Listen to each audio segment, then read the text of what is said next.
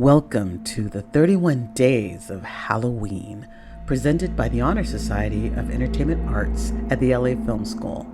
I'm your host, Angel, and this is The Legacy of Fear, a journey through the evolution of horror and films that shaped our darkest imaginations.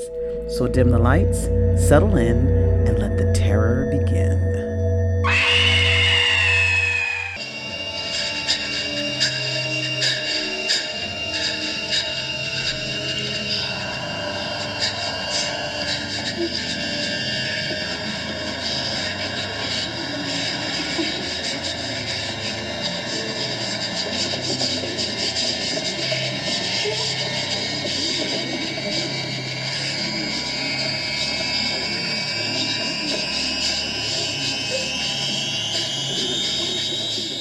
Welcome back to The Legacy of Fear, part of the 31 Days of Halloween, brought to you by the Honor Society here at the LA Film School.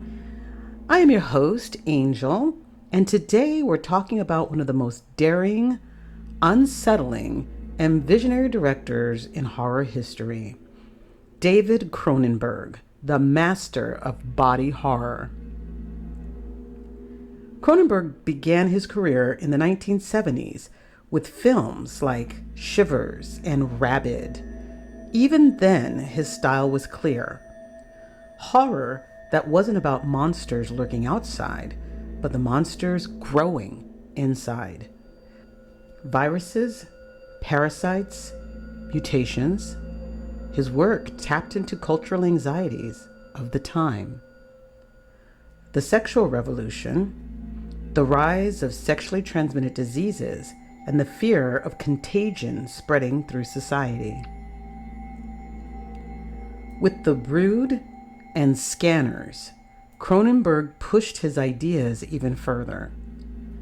These films weren't just about gore, they were about rage, repression, and the human body as a battlefield.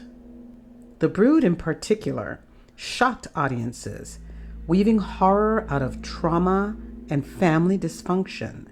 And of course, Scanners gave us one of the most infamous images in horror, the exploding head.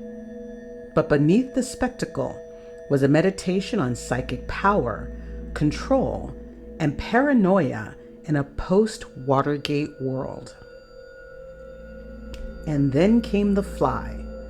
In 1986, Cronenberg remade the 1950s classic film and turned it into a deeply human tragedy.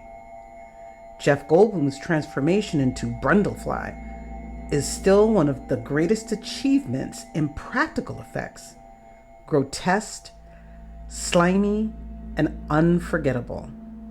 But beyond spectacle, The Fly resonated as a metaphor for illness, aging, and losing control over your own body. Many critics even read it as an allegory of the AIDS crisis at the time. It was horrifying, but it was also heartbreakingly relatable.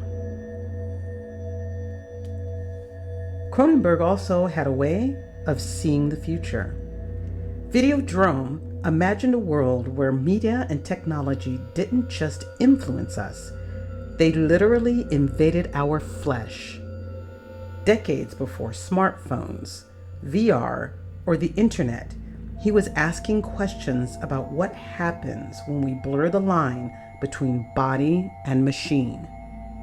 The phrase, "long live the new flesh," became a manifesto of sorts, capturing both fascination and dread at what was to come. Even in the decades that followed, Cronenberg never stopped provoking. Crash explored eroticism through car accidents, sparking outrage and fascination in equal measure. Eastern Promises proved he could deliver grounded, brutal crime thrillers without losing his signature edge.